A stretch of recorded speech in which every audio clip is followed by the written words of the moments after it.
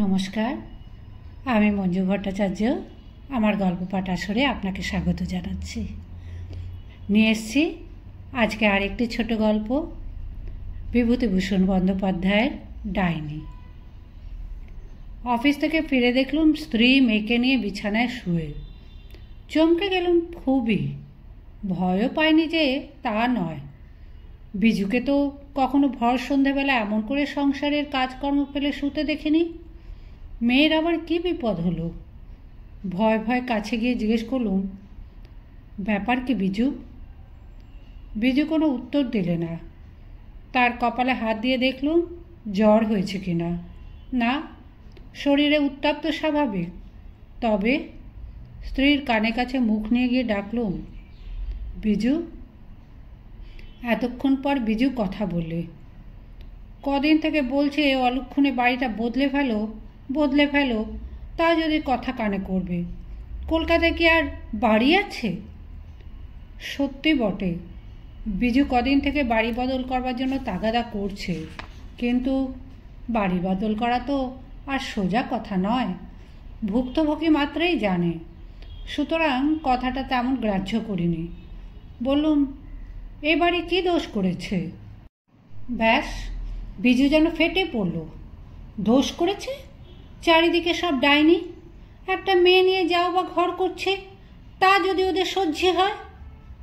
ডাইনি? আমিও সব অন্ধবিশ্বাসকে প্রশ্রয় দিই না কখনো।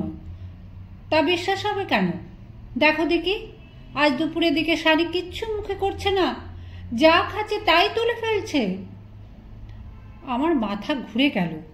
শানি আমার 2.5 বছরের মেয়ে, তার উপর ডাইনি বুড়ির কোপ গিয়ে পড়ল কোন দুঃখে?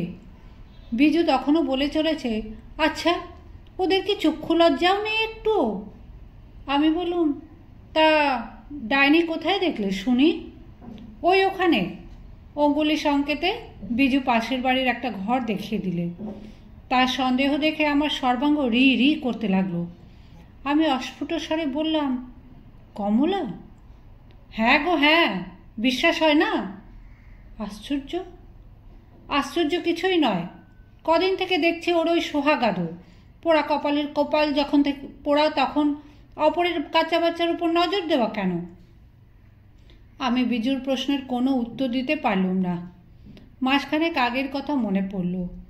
একদিন ওই পাশের বাড়ির ঘরটায় কমলা চিৎকার করে উঠল, ওরে শোভা রে, তুই কোথায় গেলি রে? আমায় এমনি করে ফাঁকি দিলি কেন রে? রাত তখন প্রায় 10টা। আমি খেতে বসেছি। বিজু আমায় দুধের বাটিটা এগিয়ে দিতে দিতে বলে, পাতের গড়ায় একটু জল দাও। আমি বললুম, কমলা কাঁদছে না? আগে পাতের গোড়ায় জল দাও দেখি। সত্যিই কমলা কাঁদছে। সারা মাতৃহৃদয় মথিত করে কন্যার বিচ্ছেদ বেদনায়। 2 মাস আগে শোভা এসেছিল মর্তলোকে, আর আজ চলে গেল মায়া মমতার পাশ ছিন্ন করে। হই পর্যন্ত মেয়েটা রোগে রোগে ভুগেছে। সর্বাঙ্গে তার ঘা, বড় বড় দাগা দাগা। পুজোর গন্ধে কাছে যাওয়া যায় না। কিন্তু কমলা সমস্ত ঘৃণা তুচ্ছ করে শোভার সেবা করেছে 2 হাতে। তার ফলে নিজের গায়েও স্থানে স্থানে ঘা হয়েছে, সেসব গ্রাহ্য করেনি একটু। সারা হৃদয় নিয়োজিত করেছে তার প্রাণ সদৃশ শোভাকে আরোগ্য করবার প্রচেষ্টায়। বড় বড় ডাক্তার কবিরাজ দেখানো হলো, রোজা এসে ফোড়া কাটল, অসংখ্য দেবতার কাছে মানত করা হলো। চেষ্টার কোনো ত্রুটি রইল না। কিন্তু সমস্ত চেষ্টা ব্যর্থ প্রতিপন্ন করে রাত 10টায় শোভা মহানিদ্রায় আক্রান্ত হলো। মা বুকের উপর লুটিয়ে পড়ে শতবার নাড়াচাড়া করে তাকে সজাগ করবার চেষ্টা করলে। বিনিয়ে বিনিয়ে তার প্রস্থানের জন্য অনুশোচনা করলে সারা রাত্রি প্রায়। সে ঘটনার মাসখানেক পর কমলা নাকি শানিকে দেখে একদিন কেঁদে ফেলে। বুকের একটা গভীর দীর্ঘ নিঃশ্বাস চাপতে পারেনি। তার নিঃশ্বাসের শব্দে আমার স্ত্রীর চিত্ত বিচলিত হয়। আস্তে আস্তে খুকিকে নিয়ে সরে আসে পাশের ঘরে। আমি তখন অফিসের হিসেবপত্র মেলাচ্ছি। বিজু আমার পাশে এসে বসল। আমি চশমাটা আস্তে আস্তে চোখ থেকে খুলে বলি, কিছু বলবে নাকি? না, এমন কিছু নয়। আমি হাসি। বলি, তা ওই এমন সামান্য কিছুই শুনি না কেন? সত্যি তোমার আবার এসবে বিশ্বাস হয় না? আহ, কৌতূহলই তো বাড়িয়ে দিচ্ছ কেবল। তুমি এ বাড়ি বদলাও। কারণ? কমলা রোজ রোজ শানির পানে তাকে ফোঁস ফোঁস করে নিঃশ্বাস ফেলবে আর কাঁদবে। বাছার আমার অকল্যাণ হবে, তাও বুড়ো মাগি ভুলে যায়। পাগল। আমি হাসতে লাগলুম। ওই তো, তুমি সব কথা উড়িয়ে দাও কেবল। কপাল যখন পোড়া তখন অপরের ছেলে মেয়েদের উপর নজর দেওয়া কেন বাপু? বিজু আমার কাছ থেকে চলে যায়। আমিও সব বিশ্বাস করি না বলেই হয়তো আমার মাথার মধ্যে বিজুর সেই শেষ কথা কেবল ভাসতে লাগলো। কপাল পোড়া। বাস্তবে কি কমলার কপাল পোড়া? বিধাতা পুরুষ তার প্রতি অপ্রসন্ন? এই রুগ্ন মেয়ে প্রসব করবার জন্য দোষী কে? কমলা? একটুও নয়। আমি জানি কমলার স্বামীর দুরারোগ্য সিফিলিস রোগ বর্তমান। একথাও জানি যে সেই মহাপুরুষ প্রায় রাত্রিবেলা বাড়ি ফেরেন না। বাপ ঠাকুরদা অনেক পয়সা জমে গেছে, তাই ব্যয় করে সে ফুরিয়ে উঠতে পারছে না। তবুও লোকে দোষ দেবে কমলাকে। আমার স্ত্রী অন্ধ বধির, সে অকারণ পুরুষদের প্রতি সর্বদাই সদয়। কমলার স্বামীর দোষ সে দেখে না, কারণ পুরুষ পুরুষের শত্রু আর নারী নারীর শত্রু। এহেন কমলা শানি হবার দিন সাতেক পরে প্রায় একটি প্রাণহীন মাংসপিণ্ড প্রসব করে। নিজের ব্যর্থতার বেদনায় মুচড়ে পড়ে কমলা কাঁদল, চিৎকার করল। দুদিন বিছানা থেকে উঠল না, খেলো না, চোখ ফুলিয়ে ফেলল কেঁদে। তারপর একদিন নজর পড়ল শানির উপর। শানির পানে তাকিয়ে ওর ব্যর্থতার কথা পুনরায় স্মরণ হলো। পুনরায় যেন কে ওর ক্ষতে আঘাত করলে। নিজের অজ্ঞাতসারে একটি ব্যথিত দীর্ঘ নিঃশ্বাস ত্যাগ করলে। আমার স্ত্রী শিউরে উঠল। সে শানিকে নিয়ে সেখান থেকে চলে এলো। অযথা সেই দিন থেকে শানিকে কমলা ভালোবাসলে। এরপর অনেক মাদুলি ধারণ করে, অনেক গ্রহ উপগ্রহকে ঘুষ দিয়ে, অনেক নির্দিষ্ট গাছে ঢিল ঝুলিয়ে কমলা আবার অন্তঃসত্ত্বা হলো। আবার সেই ক্ষুধিত মাতৃ হৃদয় দিয়ে অনুভব করলো তার গর্ভস্থ ভ্রূণের সূক্ষ্ম সত্তা। আমি ভগবানের কাছে প্রার্থনা করলুম, প্রভু, ওকে আর বঞ্চিত করো না। তিনি হয়তো আমার প্রার্থনায় সাড়া দিলেন। কমলার মেয়ে হলো। আবার সে তার পুরনো হাসি ফিরিয়ে পেলে। মেয়েকে মানুষ করতে লাগলো বহু প্রয়াসে। কিন্তু এ খুকিও বাঁচল না। তার এই পৃথিবীর আবহাওয়াটা সইল না। একথা আমি আগেই বলেছি। সেই সঙ্গে আরও বলেছি যে কমলা তার শোক ভুলে আবার আমাদের শানির পানে ফিরে তাকালো। আবার তার বুকে আঘাত লাগলো। সে দুহাত বিস্তার করে শানির দিকে ছুটে এলো। আমার স্ত্রী ভাবতে লাগলো এর হাত থেকে রেহাই পাওয়ার কথা। অগত্যা আমাকে বাড়ি বদল করবার জন্যে অনুনয় বিনয় করতে লাগলো খুবই। যেহেতু আমি ওসব অযৌক্তিক কিছু বিশ্বাস করি না, সেই জন্য আমি তার কথা উপেক্ষা করেছিলুম। যাই হোক, কমলা একদিন জিজ্ঞেস করলে, শানি কই ভাই? আমার স্ত্রী আজকাল বড় একটা শানিকে কমলার সামনে বার করে না। শানি তখন আরামের নিদ্রা যাচ্ছে। আমার স্ত্রী বললে, শানির অসুখ করেছে। আমি পাশেই চেয়ারে বসেছিলাম। স্ত্রীর এই মিথ্যা কথা শুনে চমকে গেলুম। কমলা ভয়ার্তস্বরে বলে, কী অসুখ ভাই? এই সামান্য জ্বর। ডাক্তার দেখাচ্ছ?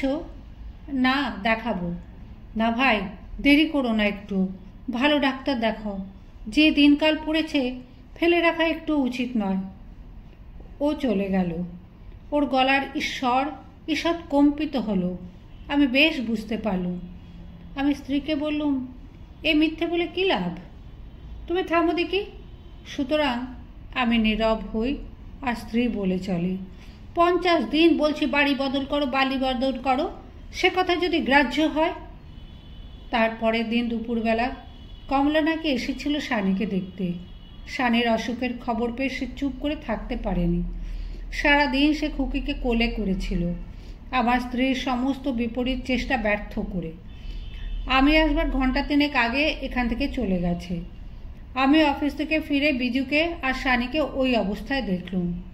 বিজু বলে, কি ছাই বেদানা খাইয়ে গেল, তারপর থেকে বাচ্চা আমার কিছু মুখে করছে না।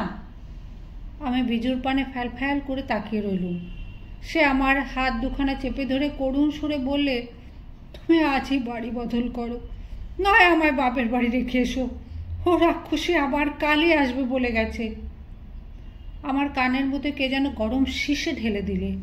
ঘরের মধ্যে আর কোনো শব্দ নেই, সব কিছু নিথর, নিস্তব্ধ। আমি বিচার করতে বসলুম। শানের অসুখের জন্য বাস্তবিক দায়ী কে? কমলা না আমার স্ত্রী? মিথ্যা একজনের বুকে আঘাত করলে বিধাতার বিচারালয়ে তার কি কোনো শাস্তি নেই? বিধির বিধান কি নিরর্থক শব্দ সমষ্টি মাত্র? এমন সময় অন্ধকারে নীর হারিয়ে একটা কাক কা কা কা রবে ডেকে উঠল। আমি শানের গায়ে কপালে হাত বুলাতে লাগলুম। আমার বেশ মনে পড়ল কদিন ধরে শানির অনবরত টক লেবু খাওয়ার কথা। শানির রোগের কারণ দিনের আলোয় প্রকাশিত হলো। ওই কচি মেয়ে অত অ্যাসিড সহ্য করতে পারে?